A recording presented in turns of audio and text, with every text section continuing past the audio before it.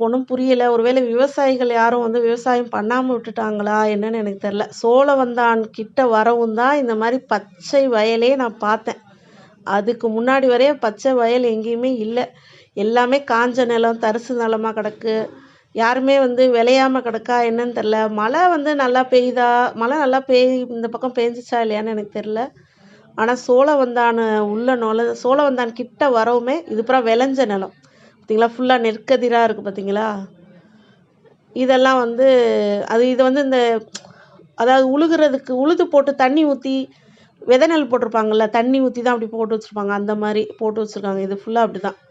உழுதுட்டு, அதுக்கப்புறம் தண்ணி ஃபுல்லா நெப்பி கொஞ்ச நாள் வச்சுட்டு, அது நல்லா ஊற வச்சு அதாவது அந்த மண்ண வந்து லூஸ் பண்ண வச்சுட்டு, அதுக்கப்புறம் அதில வந்து நெல்லு போட்டு விளைய வைப்பாங்க. அந்த மாரி தான் இப்ப ஃபுல்லா போட்டு வச்சிருக்காங்க. இது ஃபுல்லாவே சோழவந்தான் தான். இப்ப சோழவந்தான்ல வந்து விளைச்சல்